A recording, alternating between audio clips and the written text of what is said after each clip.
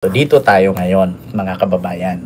May post kasi, May post kasi mga kababayan. Sana huwag na, politika lang 'yan. Nako, kung tutuusin talaga mga kababayan, kung ako papipiliin kung talagang anak ba talaga si Baba o hindi, mas maniniwala akong hindi siya talaga anak. Oo. Kasi ang layo po talaga ng hitsura. Sa totoo lang ako mga kababayan, no, may mga kapatid naman talaga ako sa ibang tatay. May kapatid ako sa ibang tatay, may kapatid din po ako sa ibang nanay na at totoo lang, hindi po talaga kami magkamukha. Maliban na lang dun sa kapatid ko na, kasi actually dalawa lang naman kami ng kapatid ko na totoo sa nanay at sa tatay, magkahawig talaga kami. Pero the rest sa anak sa labas, hindi talaga kami magkahawig. So, makikita nyo naman kahit saang anggulo, Diyos ko, bakit naman lahat sila mabababa ang baba? Bakit naman si Manang ang tulis ng baba? Ano yun? Habang binuntis, napipilitang hilain? Habang nabubuntis, hihipilitang ginanon? Hindi naman siguro ganon. Diba? So, ngayon, eto na nga mga kababayan. May post po mga kababayan, itong si Aimee. Oo, ito na. Ito mga kababayan. Matapos ihayag ni Aimee itong sinasabi niyang tawag dito. Ito pakinig ko sa inyo mga kababayan. Matapos ihayag ni Aimee itong kwentong ito. Ito Mga kababayan, pakinggan ninyo. Problema sa kanya. Sa totoo lang mababasa naman na lahat ng mga testimonya ng aking ama patungkol sa kanyang ugali at gawain noon. Dahil may tatay pa kami, hindi ko pa siya responsibilidad. Noong tumatanda, mas naging nakakabahala. Batid ko na nagdadrak siya. Nalaman ko at ng pamilya, nalaman ng pamilya. Seryoso ito. Minsan kami ng presidential guard at metro gompa ang naglilinis tuwing nagpa-party po sila. Nabuhay kaming magkakapatid dahil sa ibang bansa. Kami lang kinumbinsi ko pa si Bongbong. Pakasalan mo na si Lisa, naisip ko noon. Kapag nag-asawa siya malalagay na sa tahimik at magkakaroon ng direksyon. Ang laki niyang pagkakamali ko, mas lumala ang kanyang pagkalulong sa droga. Dahil parehas pala silong mag-asawa. Naging gobernador siya ng Ilocos. Alam ng mga tao doon na halos hindi siya pumapasok tuwing kukumprontahin ko siya. Ay nagsasabi siyang magbabago siya. Aalisin na niya ang bisyo hanggang sa may nagsumbong na naman sa akin. Nasa pag-gising pa lang sa umaga, kasabay ng almusal. Marijuana pala, maghapon sila nagiinuman at gumagamit ng cocaine kasama ng asawa at barkada. Bata pa lang mami ni Bongbong, alam na ng buong pamilya ang problema sa kanya. Sa totoo lang mababasa Nakita niyo? naman na lahat ng mga test. Yun po yun mga kababayan. Siyempre, ginawa na lang kanta. Ayaw ko na kasi, ang tagal-tagal kasi niya magsalita. May pahinga-hinga pa. So ayun, si Aimee kumanta na. So pagkatapos nung kumanta si Aimee, mga kababayan, eto nga. Merong po si Aimee ngayon, mga kababayan. Ginawang kanta, tuloy fake news ni Baba. So ngayon mga kababayan, eto na nga.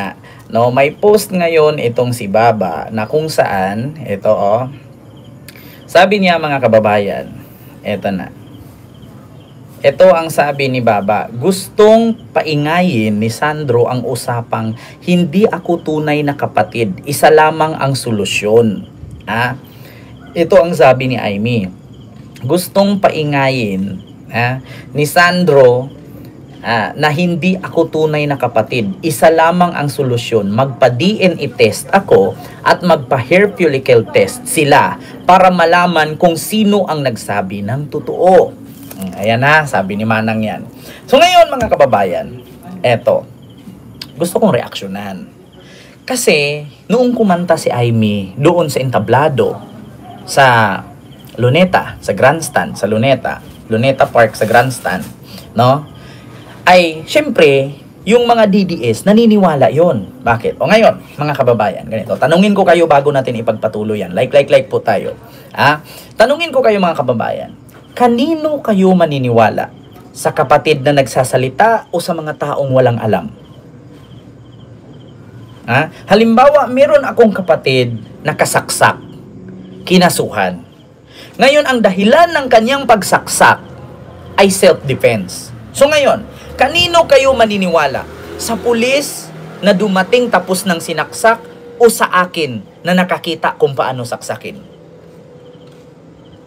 Tanong ko lang mga kababayan. Ganito kasi logic to Logic to, sa totoo lang. Maintindihan ninyo ito. Napakasimple. Kanino kayo maniniwala? Sa akin na nakita ko kung paano saksakin ng kapatid ko ang kaaway niya, kaysa sa pulis na kakarating lang at nag-iimbestiga na tapos ng sinaksak. So malamang sa akin kayo maniniwala, di ba? Mga kababayan, sa akin kayo maniniwala. So ngayon, noong nagsalita or kumanta itong si Aimee, naniniwala ang mga DDS. Kasi syempre ang sasabihin ng mga DDS ngayon yan, sino ang aming paniniwalaan? Kanino kami maniniwala? Malamang doon sa kapatid. Bakit? Kasi kapatid yan Alam niya ang mga nangyayari. Alam niya ang ang sitwasyon kasi magkapatid nga sila. Di ba? Pakinggan ninyo mabuti mga kababayan. Malamang itong mga DDS, porkit nagsalita si Manang, maniniwala sila. Bakit? Kapatid na mismo ang nagpatunay. Di ba? Yun agad ang sasabihin. Kapatid na mismo ang nagsalita. So maniwala tayo. Speaking, mga kababayan, maniwala. Di ba? Kahit kayo, mga kababayan, tanungin ko kayo. Kahit kayo, mga kababayan, tanungin ko kayo. Maniniwala kayo sa akin o dun sa pulis? Yung kapatid ko na naksak, sinaksak niya yung kainuman namin kasi napikon siya at sinapak siya sa batok. Ngayon, self-defense ng kapatid ko, sinaksak niya para hindi siya masapak ulit. Dumating ang pulis, kanino kayo maniniwala? Dumating ang pulis, nag-imbestiga, may dumating na reporter. Kanino kayo maniniwala? Doon sa reporter or sa akin mismong nakita ko ang pangyayari bago dumating ang pulis? Malamang dito kayo sa akin maniwala kasi mas nauna ako kaysa sa pulis, di ba? Ganon ang sitwasyon ni Aimee. Nung nilahad niya na nag-addict itong si PBBM, si Lisa, si Sandro, at inalok pa daw ang mga anak niya ng pulburon. So, ang tingin ng mga DDS ngayon, di ba? Ang tingin ng mga DDS ngayon, mga kababayan, maniwala sila kay Aimee. O ngayon, speaking, ang mga DDS, naniwala sila kay Aimee. Tanggapin nyo mga DDS, diba? Sabi nyo pa nga kay Aimee, saludo kami sa iyo, Madam Senador. Saludo kami na tapat ka, na konsensya ka at sinabi mo yung totoo. Diba? Yan ang sabi ng mga DDS. Huwag nyong bawiin yan. Umamin si Aimee. Pinaniwalaan ninyo at naniwala kayo kasi kapatid mismo ang nagsalita na adik ang presidente. Diba? Naniwala kayo. Ngayon, mga kababayan, ngayon, tanungin ko kayo, si Sandro Marcos, pinapaingay daw ni Sandro na hindi si Aimee anak ni Apo Lakay. Ngayon, tanong ko mga DDS, kanino kayo maniniwala? Sa pamangkin o sa akin? Malamang maniwala ako doon sa pamangkin kasi pamangkin niya yan kamag-anak mismo. Diba? Kanino kayo maniniwala? Doon sa mga reporter o mismo kay Sandro? Diyan tayo ngayon nabibisto. Diyan tayo ngayon nahuhuli.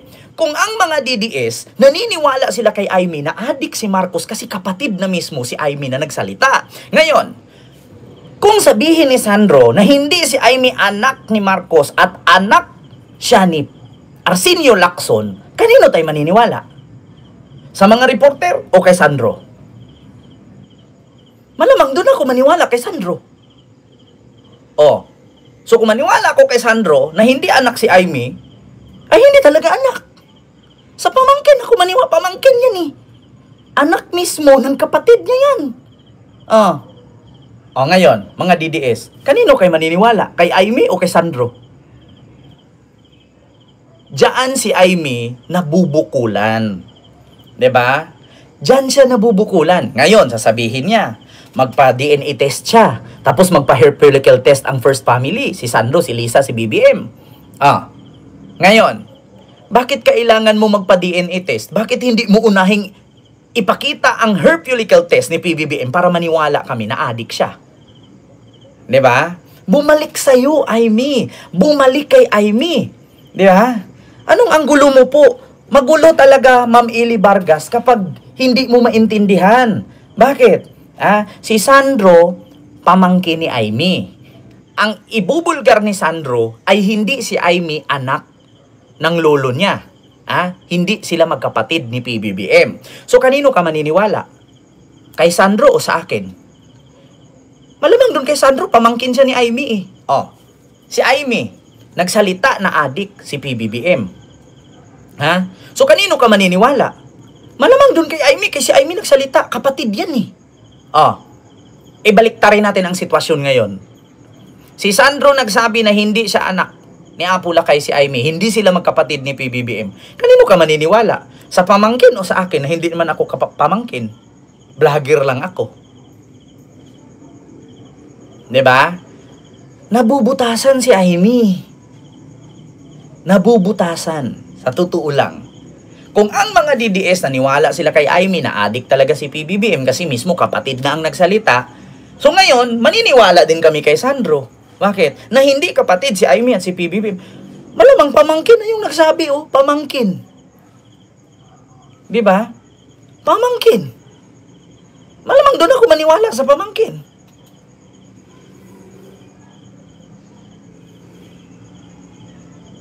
Di ba? Yun ang totoo ngayon. Ngayon mga DDS, kanino naman kayo maniniwala ngayon? Tanungin ko kayo mga DDS, paano ninyo i-explain kung si Amy pinaniwalaan ninyo kasi mismong kapatid nagsalita na adik ang presidente. Kapatid na yung nagsabi, so maniwala tayo. Diba? Sabi ng mga DDS yan, maniwala tayo. Bakit? Kapatid na ang nagsabi na adik ang presidente. Marcos resign, palitan na yan, bangag, adik. Diba? Gumaganon sila mga DDS. Umami na ang kapatid. Paano ngayon? Nagsalita din ang anak nung kapatid na hindi sila magkapatid dalawa. Kanino ka maniwala? Doon sa pamangkin na anak ng kapatid na ng siniraan niya or sa aming mga vlogger? Sabi ni I Love Sports, di yan sasabihin ni Amy kung hindi totoo. Simple lang naman ilabas niya ebidensya, dapat may video siya. Dapat may picture siya, may pruweba siya. Kasi kung puro kwento lang, hindi nga kayo papaniwalaan. Yan ang mahirap Pero kung mukha lang ang basihan, kung ngayon sasabihin ninyo kay Sandro, sige nga maglabas ka ng picture na hindi magkapatid si Amy at ang tatay mo. Ipakita mo mukha ni Lacson at ni Apo Lakay. Sige, pakita mo. Tignan natin kung anong hitsura. Tignan natin. Ito. Pakita ko sa inyo Kasi syempre itong mga DDS, mahilig to maghanap ng evidence. Di ba? Kasi para paniwalaan sila. Ito. Lacson, Amy, and Marcos Senior. Makita nyo naman yung mukha Makita nyo naman yung mukha. Ito, mga kababayan, para malaman natin ang katotohanan kung talagang magkamukha ba sila. Ayan. Kanino ka maniniwala? Bilog ang mukha ni Apo Lakay. Mahaba ang baba ni Arsenio at ni Amy. So paano mo nasasabing sino ang tatay? Hindi mo na kailangan DNA test yan Kahit nga idikit mo yung mukha At least tayo may picture. Asan yung picture ni Amy na nagdodroga si BBM?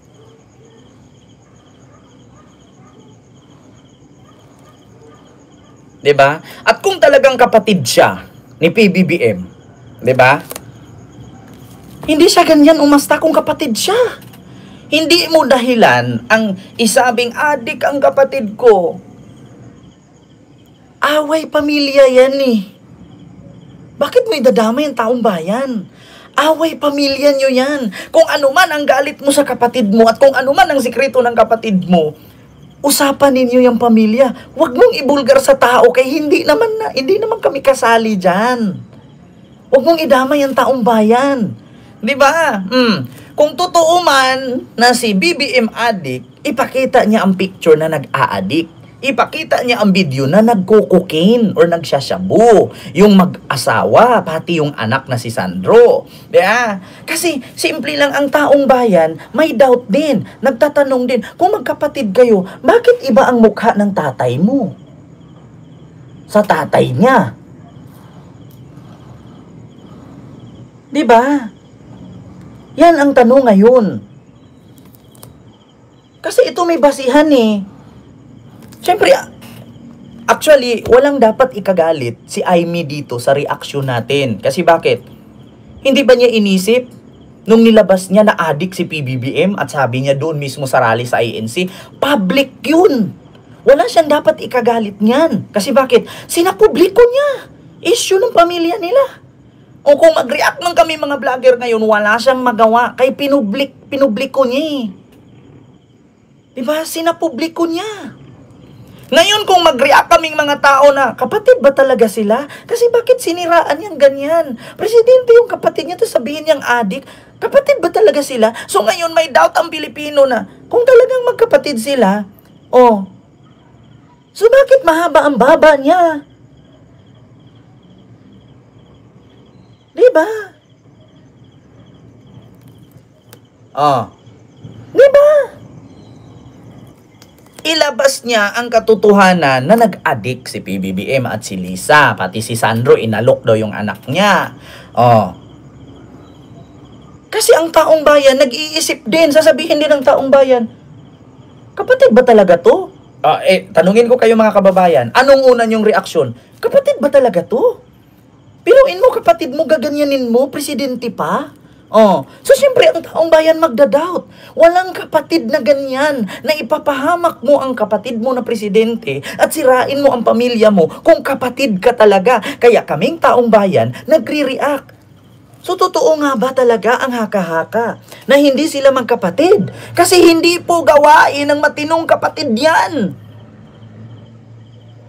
Diba? Hindi gawain ng matinong kapatid niya na ilaglag mo yung kapatid mo na nag-aadik. Alam mong presidente ang kapatid mo. Diba? Hindi. Hindi po gawain ng matinong kapatid yan. Ang tanong, kung kapatid ba talaga? Kaya kami ngayon nagtatanong sambayan ng Pilipino at taong bayan, kung talagang magkapatid ba talaga kayo? Siyempre, kahit mga DDS, tanungin ko kayo, imposibleng hindi kayo nakapag-react.